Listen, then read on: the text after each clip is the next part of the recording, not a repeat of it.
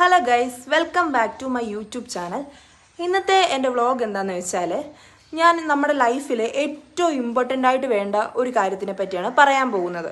എൻ്റെ ലൈഫിൽ എനിക്ക് ഏറ്റവും ഇമ്പോർട്ടൻ്റ് ആയിട്ട് വേണ്ട ഒരു കാര്യം മനസ്സിലായി. അപ്പോൾ എനിക്ക് ജോലിയൊക്കെ കിട്ടിക്കഴിഞ്ഞിട്ട് ഞാൻ ഫസ്റ്റ് ചെയ്ത കാര്യവും അതുതന്നെയാണ്. എന്താണെന്ന് വെച്ചാൽ എനിക്ക് മോന് ഒരു സർജറി ഉണ്ടായി. 2023 എൻ്റെ മോനൊരു സർജറി ഉണ്ടായി, അപ്പൻഡൈറ്റിക്സ്.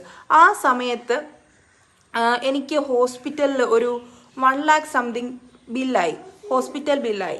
അത് അവൻ്റെ ഓപ്പറേഷൻ സംബന്ധിച്ചും അവൻ്റെ എല്ലാ ട്രീറ്റ്മെൻറ്റ് സംബന്ധിച്ചും ഒരു 1 lakh സംതിങ് ഇത് ബില്ല് വന്നു. ആ സമയത്ത് ഞാൻ ക്യാഷിന് വേണ്ടി ഒത്തിരി വിഷമിച്ചു. ബിക്കോസ് ഈ ഇത്രയും എമൗണ്ടൊക്കെ ഒരുമിച്ച് അടയ്ക്കാന്ന് വെച്ചാൽ എന്നെ സംബന്ധിച്ച് ആ സമയത്ത് ഭയങ്കര ഒരു ടഫായിട്ടുള്ള ഒരു സിറ്റുവേഷൻ ആയിരുന്നു. അന്ന് നമ്മുടെ കൂടെയുള്ള അതർ പേഷ്യൻസ്, അടുത്ത ബെഡിലൊക്കെ കിടക്കുന്ന പേഷ്യൻസിന് എല്ലാവർക്കും ഹെൽത്ത് ഇൻഷുറൻസ് ഉണ്ടായിരുന്നു. പ്രൈവറ്റ് ഇൻഷുറൻസ്, ഗവൺമെൻറ്റിൻ്റെ പലതരത്തിലുള്ള ഇൻഷുറൻസ് സ്കീമുകൾ അവർക്കെല്ലാം ഉണ്ടായിരുന്നു. അപ്പോൾ അവരോടൊക്കെ ഞാൻ സംസാരിച്ചപ്പോഴത്തേക്കിന് അവർക്കൊക്കെ ഇൻഷുറൻസ് ഉള്ളതുകൊണ്ട് അവരുടെ ഓരോ ഫിനാൻഷ്യൽ കാര്യങ്ങൾ സെക്യൂർ ആയിരുന്നു. അപ്പോൾ ഞാൻ ഓർത്തു, ഞാൻ എന്തുകൊണ്ട് ഇതിനെപ്പറ്റി നേരത്തെ ചിന്തിച്ചില്ല. നമുക്ക് ഈ ആരോഗ്യ ഇൻഷുറൻസ്, നമ്മുടെ ഗവൺമെൻറ്റിൻ്റെ ആരോഗ്യ ഇൻഷുറൻസ് ഇപ്പോൾ കാറ്റഗറി വൈസിലായിരിക്കും ചിലർക്കൊക്കെ കിട്ടുന്നത്. ഇപ്പോൾ ഫിനാൻഷ്യൽ പരമായിട്ട് നമ്മളുടെ റേഷൻ കാർഡിൻ്റെ അടിസ്ഥാനത്തിൽ നമുക്കിപ്പം ഒരു വരുമാനം കുറച്ച് ഒരു ആവറേജ് ഒരു തോതിലൊക്കെ ആണെങ്കിൽ ചിലപ്പം ഈ ഇൻഷുറൻസ് റിജക്റ്റ് ആയി പോകാനുള്ള സാധ്യതകളുണ്ട്. അപ്പോൾ അങ്ങനൊരു കേസായിരുന്നു തോന്നുന്നു എൻ്റെ ഫാമിലിയുടെ ഒരു കേസ്, ഹസ്ബൻഡിൻ്റെ ഫാമിലിയുടെ ഒരു റേഷൻ കാർഡ് എന്ന് പറഞ്ഞാൽ അങ്ങനെ ഒരു കേസായിരുന്നു. നമ്മുടെ ഗവൺമെൻറ്റിൻ്റെ ആരോഗ്യ ഇൻഷുറൻസ് എടുക്കാൻ ചെന്നപ്പോഴത്തേക്കിന് എന്തോ ഒരു റിജക്ഷൻ വന്നു. പിന്നെ അതിൻ്റെ പുറകെ നടന്നൊന്നുമില്ല. അപ്പം എൻ്റെ മോൻ്റെ ഇങ്ങനൊരു കേസ് വന്നപ്പോഴത്തേക്കിന് ഞാൻ ഈ ഇൻഷുറൻസിൻ്റെ കാര്യങ്ങളെപ്പറ്റി ഞാൻ കൂടുതൽ മനസ്സിലാക്കി. അപ്പോൾ എനിക്ക് ആ ഒരു സമയത്ത് എനിക്ക് ഇൻഷുറൻസ് ഇല്ലാഞ്ഞത് കൊണ്ട് എനിക്ക് ആ ഒരു ബില്ല് അടച്ചേ പറ്റത്തുള്ളായിരുന്നു. അങ്ങനെ ഞാൻ ആ ബില്ല് അറേഞ്ചാക്കി അടച്ചു. അത് കഴിഞ്ഞപ്പോഴത്തേക്കിനും ഞാൻ തീരുമാനിച്ചു, എന്തായാലും മസ്റ്റായിട്ട് എനിക്കൊരു ആരോഗ്യ ഇൻഷുറൻസ് വേണം എന്ന് ഞാൻ തീരുമാനിച്ചു.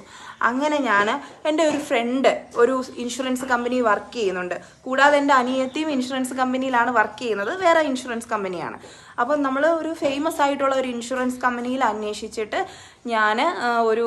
എനിക്കൊരു ഇൻഷുറൻസ് വേണം എന്ന് പറഞ്ഞ് അങ്ങനെ എനിക്കും കുട്ടികൾക്കും ഞാൻ ഇൻഷുറൻസ് എടുക്കാൻ വേണ്ടി തീരുമാനിച്ചു.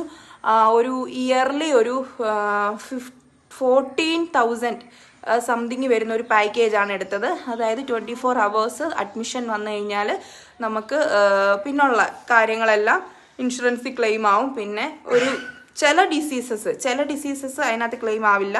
ഞാൻ എടുത്തിരിക്കുന്ന ഇൻഷുറൻസിൽ ചില ഡിസീസസ് ക്ലെയിം ആവില്ല.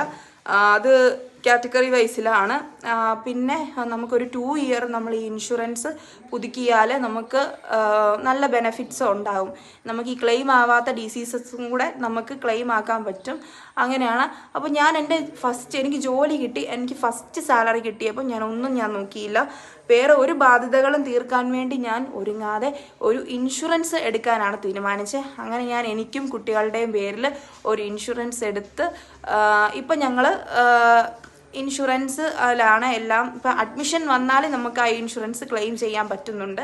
അപ്പോൾ എനിക്ക് എല്ലാവരോടും പറയാനുള്ളത് എന്താണെന്ന് വെച്ചാൽ, എല്ലാവരും കഷ്ടപ്പെടുന്ന പൈസ കൊണ്ടുപോയി ഹോസ്പിറ്റലിൽ കൊടുക്കാതിരിക്കാൻ നോക്കുക. ബിക്കോസ് നമുക്ക് ഇന്നത്തെ കാലത്ത് ഒരു 1 ലക്ഷം രൂപ അല്ലെ 2 ലക്ഷം രൂപ ഒക്കെ കൊണ്ടുപോയി ഹോസ്പിറ്റലിൽ കൊടുക്കുക എന്ന് പറഞ്ഞാൽ നമ്മുടെ ഏറെ നാളത്തെ സമ്പാദ്യമാണത്. ആയിരിക്കും മേ ബി, ചിലപ്പോൾ അതേ ഉള്ളായിരിക്കും നമ്മുടെയൊക്കെ കയ്യിൽ സമ്പാദ്യമായിട്ടുള്ളത്. അപ്പം നമ്മൾ ഏറ്റവും കൂടുതൽ ലൈഫിൽ ശ്രദ്ധിക്കേണ്ട ഒരു കാര്യം, ആരോഗ്യ ഇൻഷുറൻസ് ആരും എടുക്കാതെ ഇരിക്കരുത്. എല്ലാവരുടെയും കുടുംബത്തിൽ എല്ലാവർക്കും ആരോഗ്യ ഇൻഷുറൻസ് മസ്റ്റാണ്. അപ്പം എന്നെ പോലെ നിങ്ങളും ഇന്നോട്ട് ചിന്തിച്ചു തുടങ്ങൂ. നിങ്ങൾ കഷ്ടപ്പെടുന്ന പൈസ പോകാതിരിക്കാൻ വേണ്ടിയുള്ള ഞാൻ പറഞ്ഞു തരുന്നൊരു മാർഗ്ഗമാണ്.